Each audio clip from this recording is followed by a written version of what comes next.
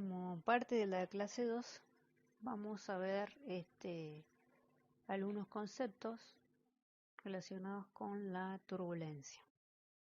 Habíamos visto en la clase número 1 que según la clasificación de los escurrimientos de acuerdo a la trayectoria podía producirse un flujo laminar donde el fluido se desplazaba en forma de láminas paralelas, o podía tener un flujo turbulento, ¿sí?, en el cual se producen vórtices o torbellinos o remolinos.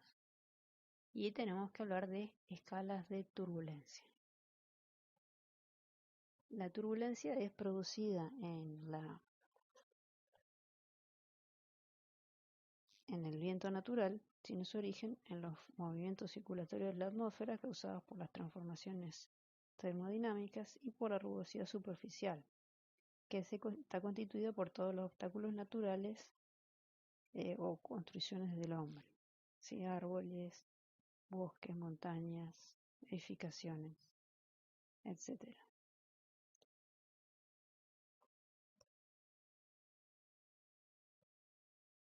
En este gráfico se puede ver una medición de velocidad mediante un anemómetro realizado en Inglaterra. Este gráfico está obtenido del libro de Cook, ¿sí?, durante un periodo de 160 minutos.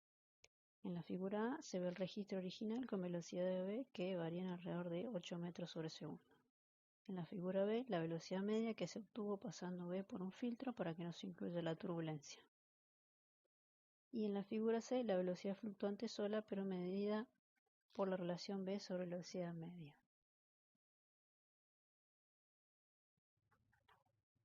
En esta figura se representa en forma ideal un gráfico de medición de velocidades en un tiempo corto, donde la velocidad media es constante. La velocidad instantánea es la velocidad media y v de zt es la velocidad fluctuante, todas en el plano xy. Se observa que la velocidad media es constante en el tiempo y v de zt es variable. La velocidad fluctuante será entonces la diferencia entre v de zt menos velocidad media.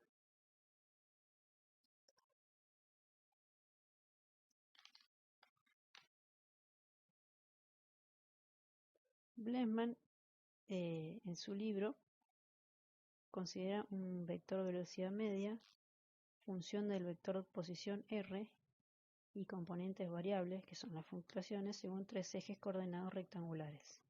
El sistema de ejes de direcciones 1, 2, 3 posee un eje de dirección 1 de las abscisas x orientado en dirección y, sentido del vector velocidad media. En un determinado instante, t, el vector velocidad v de r en el punto PR estará dado por v de rt igual a velocidad media r más vr de rt, que es la componente fluctuante. Como se está considerando un viento horizontal uniforme, donde las características del viento varían con la altura sobre el terreno, se puede hacer una representación en función de z. Se considera un sistema de ejes coordenados en el espacio 1, 2, 3 y se descompone el vector velocidad v de zt en una acción paralela. V media, velocidad media, y el vector v de zt, que es la velocidad fluctuante. Esta última se descompone a su vez en tres direcciones fluctuantes. Que es la representación de lo, vectorial de la velocidad referidas a los ejes 1, 2, 3 y x y z. A mayor velocidad de una ráfaga, menor será el tiempo de actuación y menor la dimensión del vórtice sobre un edificio. Para que sea efectiva, debe envolver completamente la construcción y su tamaño debe sobrepasar las dimensiones del edificio, porque en los bordes del torbellino las velocidades disminuyen. Entonces, resumiendo, tenemos una parte estacionaria del vector velocidad, que es el flujo medio del viento y es la responsable de la acción estática del viento. Y tenemos la parte variable en el tiempo, que se denomina turbulencia, que es de carácter aleatorio y es responsable de la acción dinámica del viento sobre las edificaciones.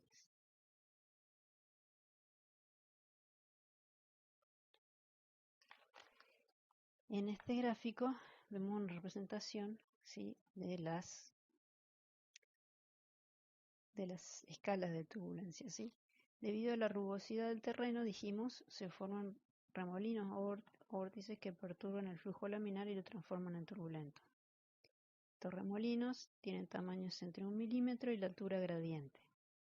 La energía cinética del flujo pasa a los vórtices grandes y es transferida a los menores, disipándose en forma de calor debido a la viscosidad del aire. En la figura tenemos en ordenada la energía cinética y en abscisa la dimensión del torbellino. Se trata de un proceso en cascada, ¿sí?, donde los torbellinos grandes se desagregan en torbellinos menores, de equilibrio energético sin disipación de energía. Cuando llegan los vórtices pequeños a la zona de disipación, la energía se transforma en calor. A mayores diámetros del torbellino, tendremos una frecuencia más baja y una velocidad más alta, y un número de Reynolds grande. A menor dimensión del remolino tendremos una frecuencia más alta y una velocidad más baja, y un número de Reynolds más pequeño, donde predomina la viscosidad.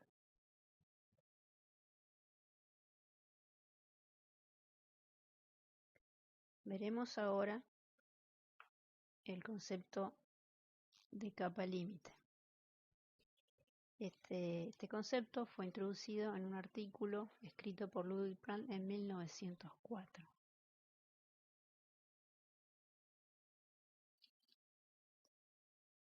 Si existe un fluido ideal con escurrimiento permanente y uniforme y flujo laminar, e introducimos en su interior una placa fina paralela al flujo, como se ve en la figura, no se va a producir ninguna alteración y la velocidad va a ser la misma al ingreso y al egreso. Esto en realidad no sucede por causa de la viscosidad.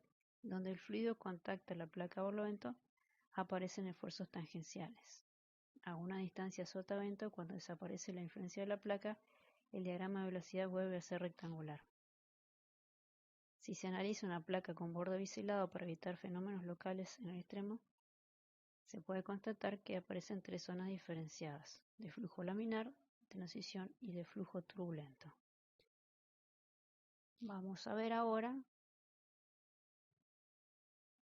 en un video de la Universidad de Harvard,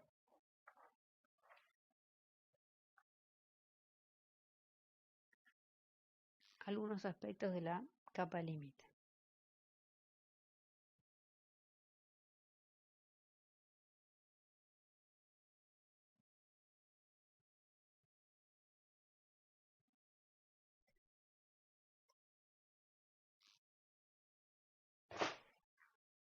En estas líneas muestran las líneas de corriente sobre la combinación de una placa plana y un cilindro.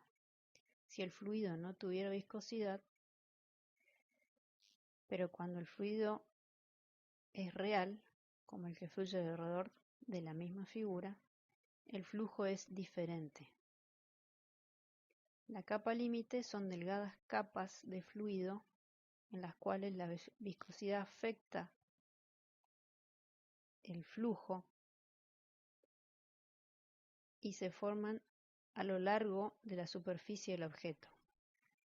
El comportamiento de estas capas límites bajo la influencia de los gradientes de presión puede en algunos casos alterar drásticamente el flujo.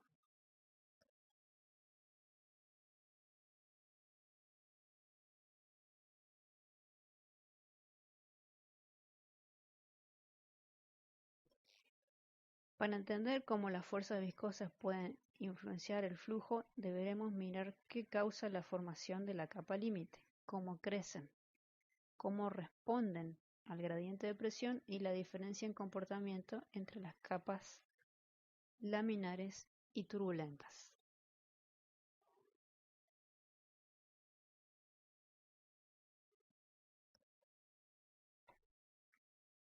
Vamos a observar el flujo de un fluido viscoso a lo largo de una placa plana.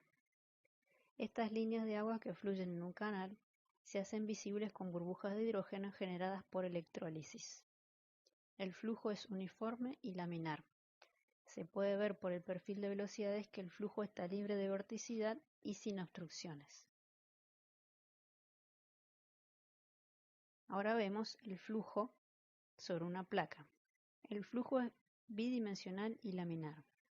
A barlovento de la placa es todavía uniforme, pero en las capas de fluido cerca de la placa las velocidades son mucho menores y aparece la vorticidad. En la región cercana de la capa límite, en la región adyacente a la placa, las fuerzas tangenciales y las de inercia son igualmente importantes para determinar el movimiento del elemento de fluido. Fuera de esta región, la tensión tangencial se puede despreciar.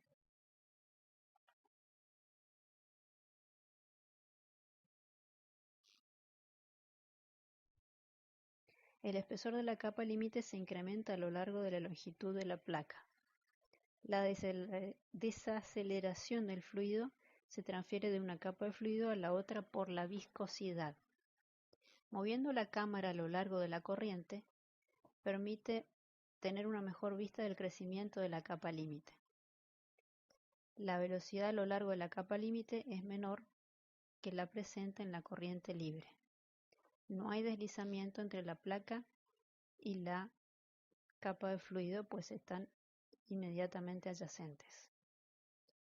En la placa la velocidad relativa es cero. Esto es la condición de no deslizamiento de un flujo viscoso. El desplazamiento de las burbujas corresponde con el perfil de velocidades de la capa límite. El espesor de la capa límite es a veces definida por la distancia delta desde la superficie hasta donde la velocidad u alcanza un porcentaje fijo del valor del flujo no perturbado. Para nuestros propósitos se usará el 95% de O sub 0 para definir el espesor de nuestra capa límite.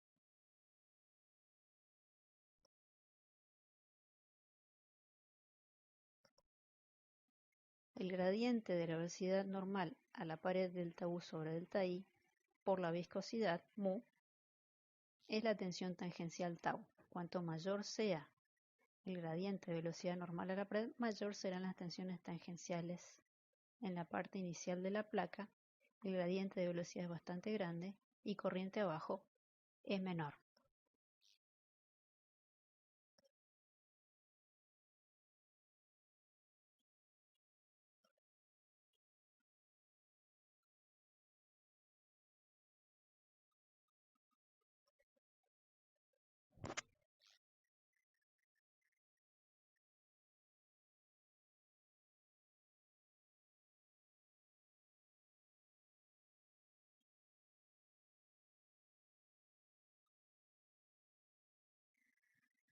En esta foto se comparan los dos perfiles de velocidad, ¿sí? El gradiente menor, corriente abajo, indica que la tensión tangencial decrece a lo largo de la placa. El crecimiento de la capa límite es bastante visible.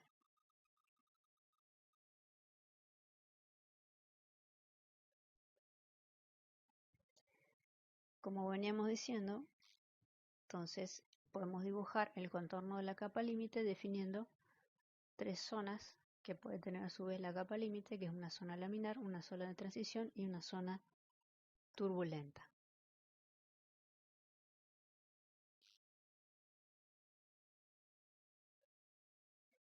En la atmósfera tenemos la altura gradiente de la capa límite atmosférica a distintas alturas dependiendo de la rugosidad sobre la cual se desplace el flujo, ¿no es cierto? En el centro de las ciudades la altura gradiente es mayor, menor en las zonas suburbanas y en las zonas rurales menor.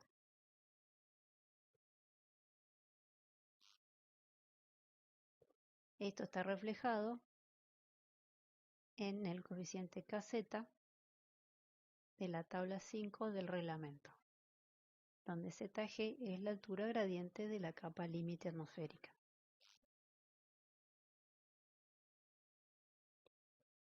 Recordemos algunos de los parámetros adimensionales que utilizamos. El número de Reynolds, dijimos que es una relación entre las fuerzas de inercia y las fuerzas viscosas. Entonces, si tenemos un número elevado de número Reynolds, indica que las fuerzas de inercia son preponderantes. Por el contrario, si un valor pequeño de Reynolds corresponde a una influencia mayor de la viscosidad en el escurrimiento del fluido.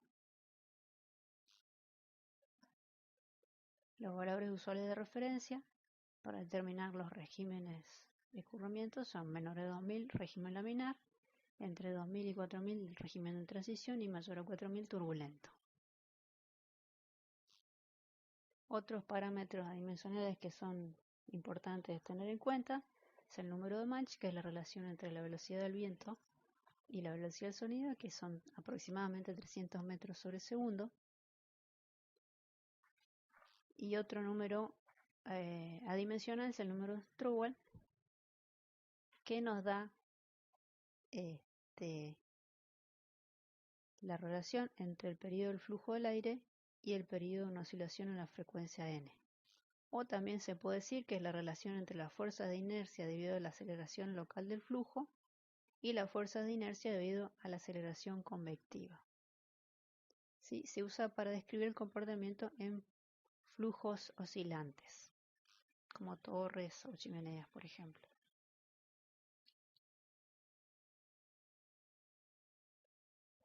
Analicemos entonces la relación, la interacción entre viento y edificio. Comenzaremos por analizar el flujo adherente. Sucede cuando el flujo no es viscoso y permanece siempre tangente a la superficie. Corresponde al caso de un cilindro liso y flujo uniforme, que no es utilizable para el caso de estructuras, sino que tiene aplicación aeronáutica cuando se proyectan aviones, donde no se tiene en cuenta la turbulencia. En la imagen se puede ver un flujo no viscoso alrededor de un cilindro circular. PC es el punto de choque y PS es el punto de separación.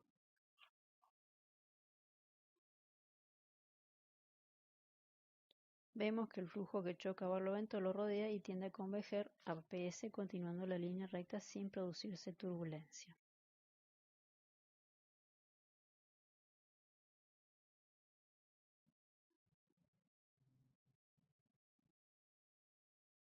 Pero en la realidad, donde tenemos un fluido real que tiene viscosidad, vemos que a ambos lados detrás del cilindro se forma una capa límite laminar que rodea el cilindro por fuera e internamente aparece una capa de corte. Esta capa de corte aparece entre dos láminas de fluido de distinta velocidad, donde surgen vórtices que no llegan a constituir turbulencia y la capa puede considerarse laminar. Estos vórtices agregan velocidad a una lámina y le quitan a la otra. Esta capa se forma bajo un ángulo de 85 grados. Al separarse del cilindro, parte del flujo en el punto de separación y se curva hacia el eje del cilindro a ambos lados hasta el punto PS1 por acción de los vórtices. En el medio aparecen dos nuevos vórtices de sentido de rotación opuesta.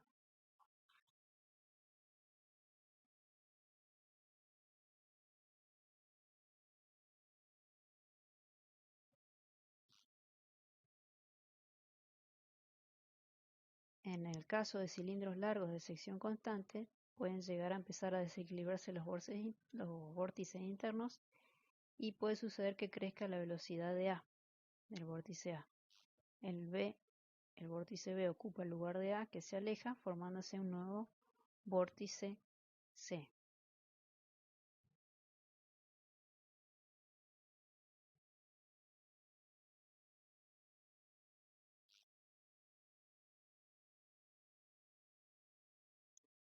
Todo esto da lugar a la formación de una fuerza lateral L de deriva. Los vórtices se llaman vórtices de Karman. El coeficiente de deriva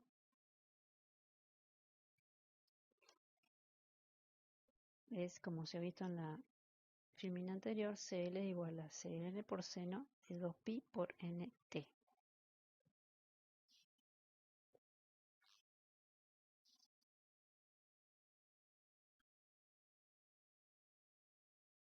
Un cilindro de eje vertical sobre el cual actúa una fuerza Fa provocada por la acción del viento en su dirección se denomina fuerza de arrastre. Entonces, si representamos en un sistema de coordenadas x la variación de Fa al aumentar la velocidad del viento, se obtiene una curva parabólica que crece constantemente. Entonces vemos en esta gráfica la variación de las fuerzas de arrastre y de deriva en función de la velocidad del viento.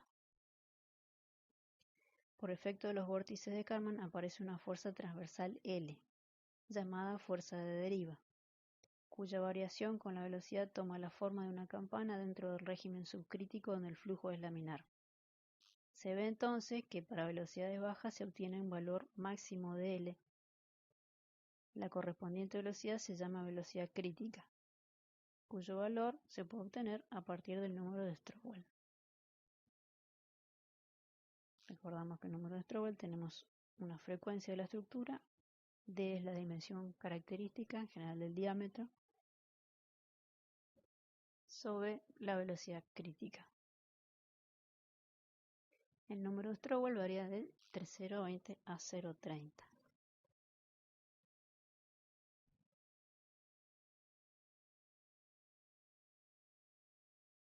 Veamos cómo se comporta alrededor de las construcciones con aristas vivas.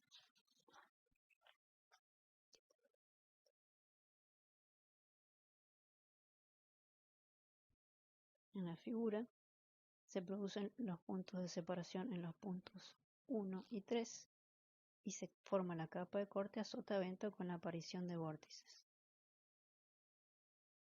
Si el viento incide normalmente a la cara, que es la figura siguiente, la capa de corte se separa en 1 en 2. Si la construcción es más alargada, la capa de corte se separa, pero se aplasta luego contra la cara lateral y recién se separa en el punto 4.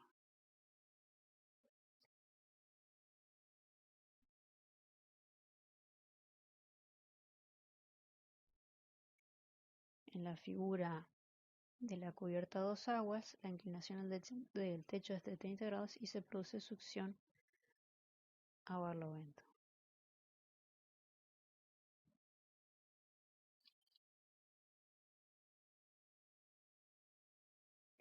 Si se analiza el perfil de velocidad media, ¿no es cierto? Un perfil de velocidad media constante.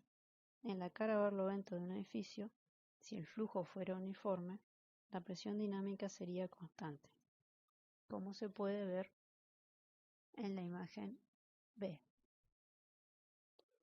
Pero en realidad no es así, porque el flujo tiende a elevarse sobre el techo y la presión dinámica disminuye, que se puede ver en la figura C.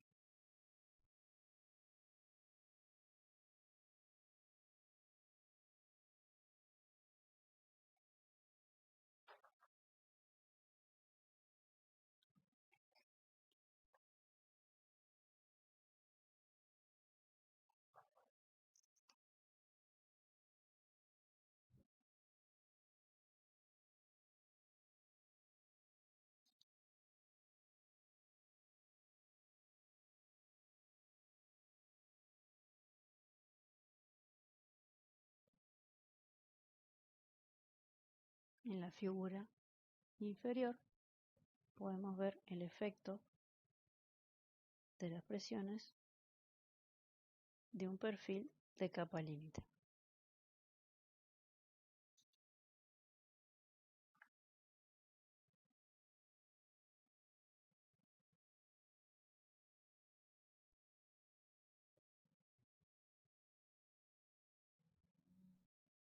En esta figura vemos cómo cambian las presiones los coeficientes de presión, con incidencia del perfil de velocidad media uniforme y con incidencia del perfil de velocidad media de capa límite.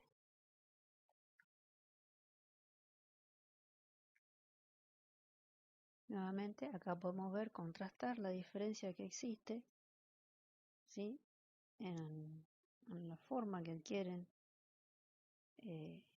los efectos sobre el techo plano con un perfil uniforme de viento y con un perfil de viento de capa límite.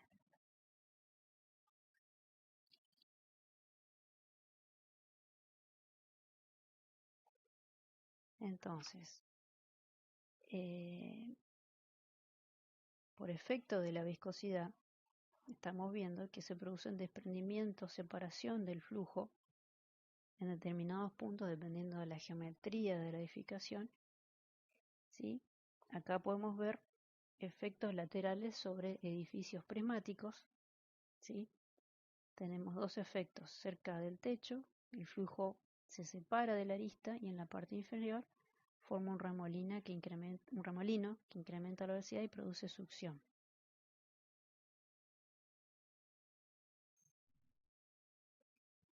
En esta imagen se ve un modelo de un edificio alto de planta rectangular que está colocado en un túnel de viento donde se produjo un flujo mediante una técnica de visualización que permite ver cómo rodea el edificio y provoca detrás un vórtice llamado herradura de caballo. Y en la foto inferior se ve la influencia de un edificio bajo colocado detrás de un edificio elevado que puede provocar un aumento del 50% de la velocidad del viento a nivel del suelo, lo que produce inconvenientes a los peatones que circulan. Vemos también los efectos que pueden tener en distintos casos de techos planos, ¿sí?, la influencia de la cubierta. También hay una incidencia en el ángulo, como se puede ver en la figura inferior. El viento incidente tiende a actuar en forma oblicua, que normalmente alasca una estructura prismática. Entonces el flujo se separa en el vértice viento arriba y se produce lo que vórtices que se llaman denominados vórtices delta wing, ala delta, ¿sí?, que son como los que se forman en el ala de un avión ala delta.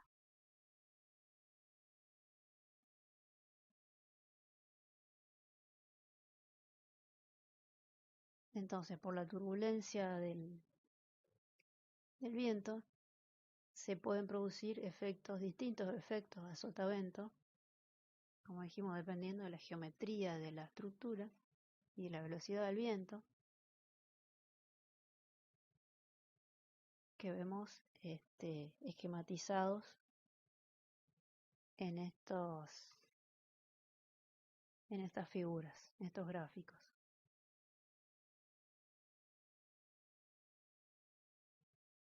Otros efectos que podemos tener entre las estructuras son los efectos de Venturi o de corrientes transversales.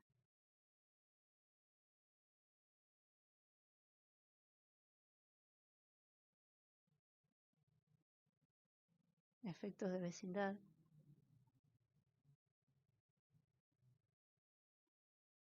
Y ahora veremos en este video otro tipo de efectos de canalización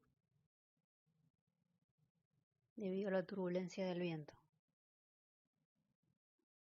El viento golpea la parte superior del edificio y se desliza hacia abajo.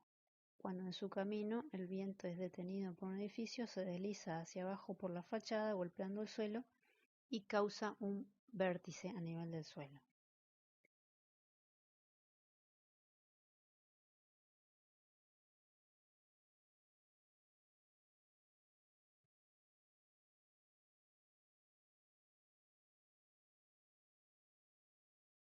Normalmente el channeling effect o canalización es cuando se tienen dos edificios, ambos enfrentando el viento, y lo que sucede es que el espacio entre los dos edificios la velocidad del viento se acelera.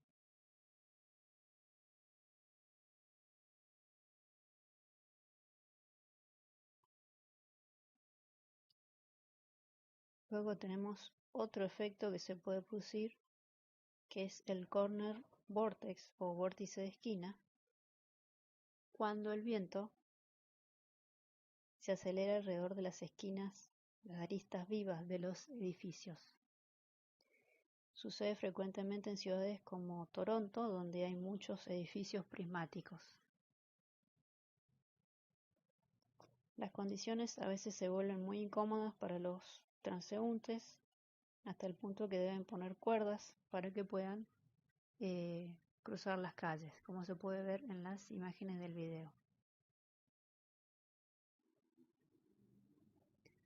Pero se pensaron en soluciones, hoy actualmente se piensan en soluciones en los diseños previos de los edificios, como por ejemplo, acá vamos a ver ahora, se coloca un podio en la base del edificio que detiene la formación de estos remolinos de viento que son causados por la corriente descendente que proviene del edificio. Si se coloca algo que sobresalga del edificio, no se va a producir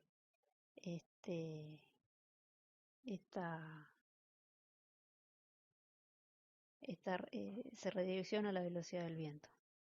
Otra solución es la colocación de vegetación, ¿sí? Cuando se coloca vegetación, las hojas bloquean el viento que golpea el edificio, ¿sí? Y se